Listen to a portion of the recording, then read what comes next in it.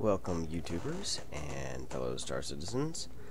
Today we are going to be testing out the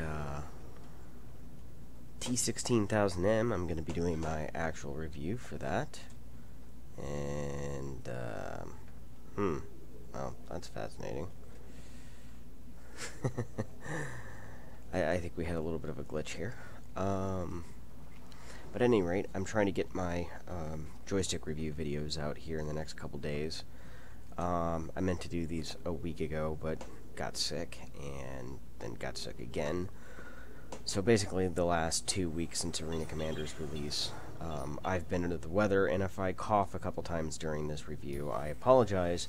But hey, tonight I'm not actually got a cough drop in my mouth, which that was probably frankly rude, but it was either that or be hacking out half a lung. Of the two, probably sucking on a cough drop was, well, it wasn't quite as bad as I was sucking in some of my flight. But now, I am running a target script through Thrustmaster's target scripting engine, in which I have reversed the axes for twist and yaw. So yaw is now on the x-axis on the stick, and twist now rolls my ship.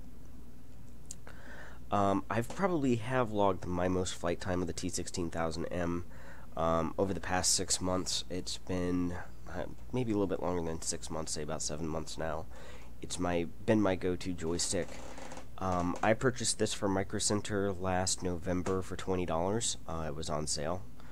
And I've seen it on sale very frequently for between $25 and $35. Its normal list retail price for them is $50. So still, it's a very relatively inexpensive stick, but it does have the, yep, everything's working as to be expected. It does have Hall effect sensors, which are the magnetic sensors. That it's the same sensors they use on their $500, $300 Warthog stick, $500 HOTAS system. And so it does deliver a level of precision and accuracy. I mean, you can just see first kill 24 seconds flat, and we're about to get number 2 here very shortly. It's very responsive, it's very precise. I really do like this stick for this game. Flight model seems to have changed a little bit, because earlier I was flying with pitch and roll. But if you can see here with the T16000m, I've got the entire first wave wiped out in less than about 50 seconds. A little under 50 seconds. And before it was taking me about 1:24 with an Extreme 3D Pro. But also keep in mind that my control schemes and stuff like that were slightly different with pitch and roll versus pitch and yaw. So that's certainly a factor into it. You know, how much of a factor? I'm not really sure. I need to hopefully get the control software and profile to work for Logitech Profiler. And I'm talking about the same amount. So it's a very precise joystick. It is also ambidextrous. Now, you don't have quite as many buttons available as you do, say, the Extreme 3D Pro or the T-Flight X standalone stick, not the HOTAS, just the stick, which are kind of the other two that I compare it to in the price category. Saytech has their Cyborg V1, which I believe is also an ambidextrous stick. I'm not getting a lock on right now, so I'm going to save my energy until I do. Boom. So I might actually get into this video and talking a little bit more about tactics and discussions. I certainly I probably fly with this stick the best of all so far. My worst flying stick is by far the X52, and that'll be another review coming up shortly as soon as YouTube finishes its processing of it. But I probably arguably fly the best with this stick, but I've also had the most flight hours with this stick in the game thus far. So, I'm sure that that's a factor as well. That being said, I also fly with the T16000, or the CH fighter stick, just about as well. I'm going to take him out first pass. Next. Oh, there has to be somebody closer. I saw... No? This is the closest guy. I could have sworn somebody else was shooting at me, but... maybe I just saw some stray shots going.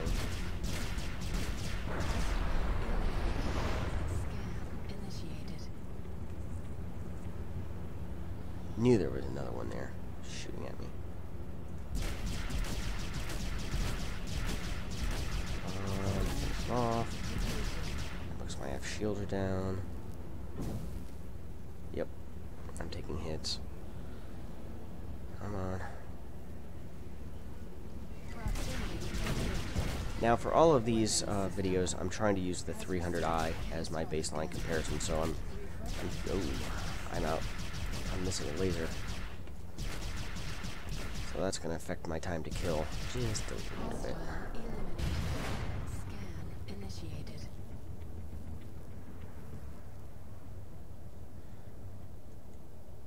So this should be the last guy.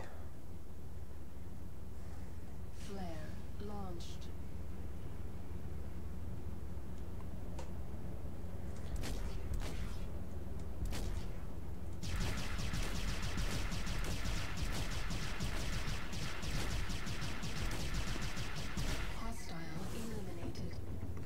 Alright, I think that's it. So that's it for this round. However, I'm not going to get repaired. I don't think. You're supposed to get repaired after the elite rounds, but it doesn't happen still. Now I am flying patch 12.2 in this. It's still version 0.8 as far as I know. They haven't changed that numbering yet. Target.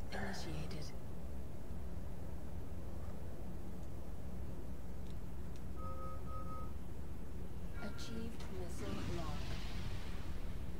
Go ahead and take him out. I'm gonna go ahead and use a missile. In fact, I'm gonna probably end up using a couple missiles here, since I'm missing guns. Achieved missile lock.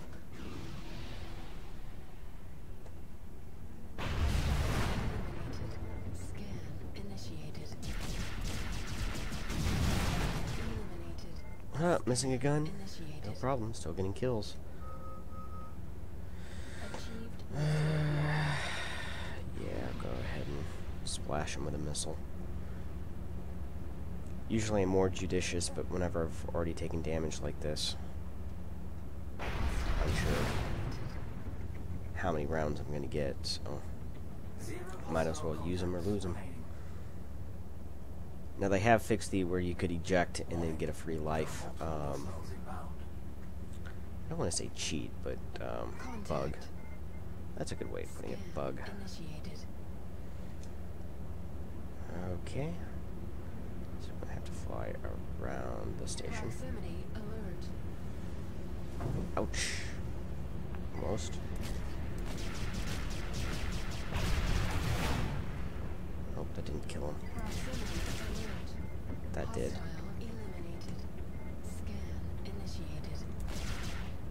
So it's very, there's not a lot of resistance. Well, I take that back. There is a lot of resistance on this stick compared to my CH. That I'm not going to really deny. The CH stick is a very, very light stick when it comes to center spring. But it doesn't take that much effort to maneuver it, and it's very, very precise.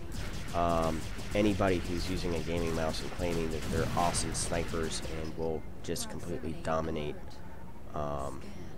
multiplayer with keyboard and mouse, I dare them. I'll challenge anybody out there who wants to make that claim, and I will fly with a T16000m, and you shall see who is more precise at aiming. That's how I felt about it. That's how I felt about it in Diaspora. This is the stick that I used to replace my Extreme 3D Pro, which I did not do a bad job in that game with the Extreme 3D Pro, even against mouse and keyboard users. I tell you what, I think I have been killed by my own wingman in crashes far more than I have by the Vandal in this game. Most deaths have been pilot error, not at the hands of the Vandal, as you just witnessed there with me and Vixen.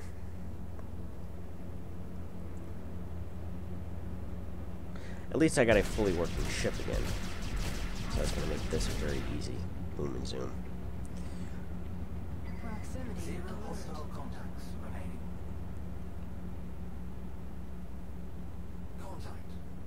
So I do wish that the sensors marked more navigational hazards and things like that, just because sometimes it's hard to see. Come on, no. There we go. And as we're saying, not accurate enough. I feel the T16000m is just super accurate. In fact, it's more accurate than the fighter stick. But the fighter stick is very, very close. They just require a real different feel, and the feel of this stick just is amazing, to be frankly honest with you. And it doesn't suffer the problem that the Warthog is just over the amount of force it takes to overcome the center tension in its spring is just ridiculous. Shields down.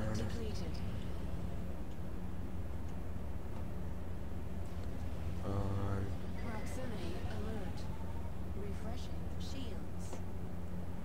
So you know, the people that are claiming that it would be too difficult without auto aim and stuff like that, I just don't think it's like the Space Combat Sims, because even if these were two Class 1 and a Class 2, so long as I had a working ITTS or initial targeting system, I think I would be just fine, because I'm splashing enough of them in turns and things like that as it is right now.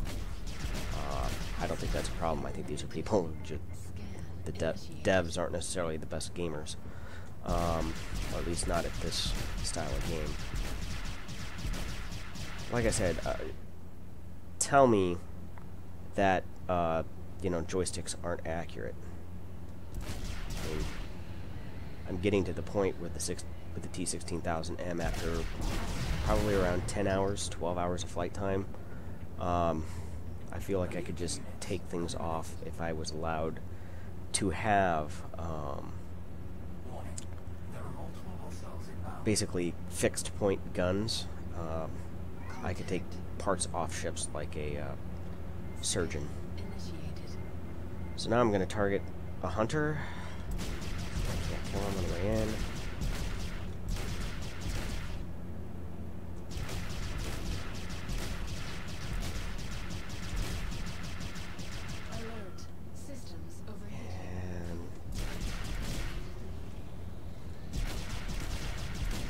Now this is where I should be hitting conflab, or decoupled and conflab, in order to gain a little bit of an inside angle there, but only for a moment. I see people trying to turret, and I tell you what, turreting is going to get you killed in multiplayer very quickly. You know, unless you're going one-on-one against a target, because if you're not, his free wingman is going to make very short work of you.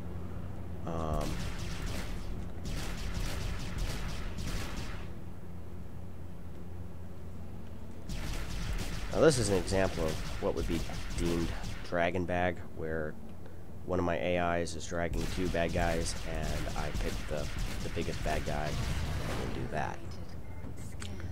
They drag him, I bag him. Very effective tactic. It was a hallmark of the pirates in retros and privateer.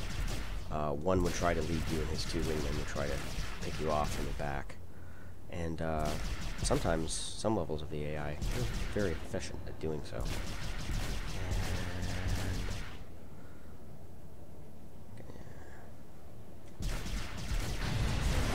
Boom. Again, killed him in the middle of a turn, which is something that I'm not sure would be all that easy with mouse and keyboard, to be frankly honest. They're both about the same distance. Time to light the fires and kick the tires and light the fires.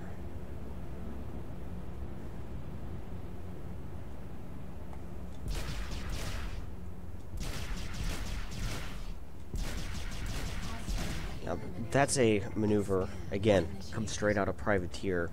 It was called the Afterburner Slide. You still can't do it extremely well in this game, but once again, joystick's not accurate enough. I'm gonna call bull crap on that. Again, I'm not quite as accurate with the, or I should say precise with the CH stick, but I've had about 8 hours of flight time with it versus, you know, probably at least a dozen, if not getting closer to 15, 20 hours of flight time with this stick. I've flown the stick a lot. I make a lot of hours of video that you never see. Trying different takes and stuff like that. So,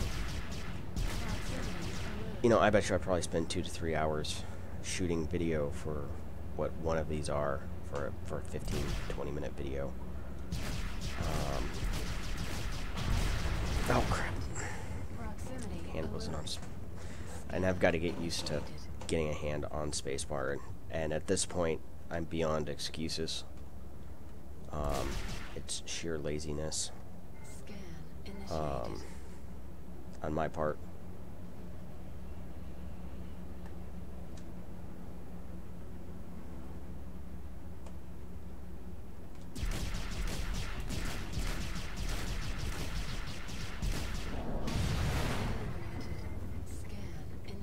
Because very shortly, with the release of multiplayer here, I will be going up against real people, and there are people who are taking it very seriously at this point, and they will kick my ass if I don't start taking it to that same level.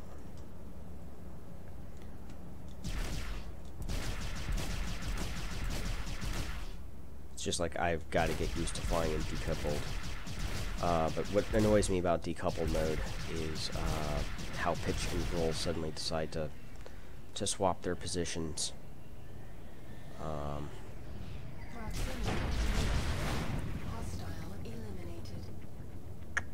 think that really would have looked cool from the outside, and I wish they or hope that they activate some sort of or put in some sort of ACMI so that you can go back and look at these battles from a three-dimensional point of view after the fact. See, if you remember my Elite 3D, Extreme 3D Pro video, I never got beyond, I think, about wave 8, and here we are in 9, and I think I've had 1 death. I better get Bloodhound.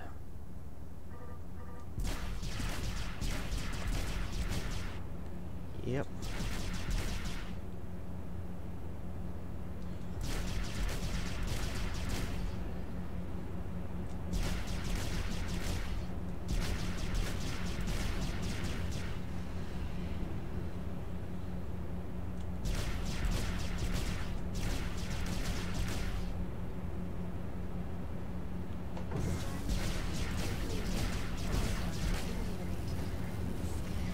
Alright, got him.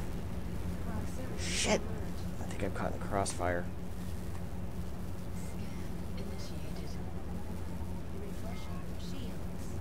Oh.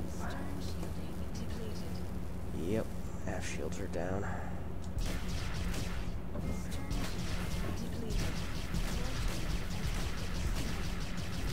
I'm not sure. I think I took a majority of that damage. Again, I would like to see this on replay. And I'm sure that when I post this video to YouTube, I will go back and look at that part a little bit. But I think I took a lot of damage there getting stopped in crossfire from my own people. Alright, he's down. There. They got me. Not on typical for me to lose one pilot. Ooh, that's a very pretty planet. Okay. Origin jump works at your service. So here we go. Core system operational. Contact. Scan initiated. And again, whenever I'm doing these, I'm talking, so I've only got about 60% of my attention focused on game. Hostile eliminated. Scan initiated. He's dead.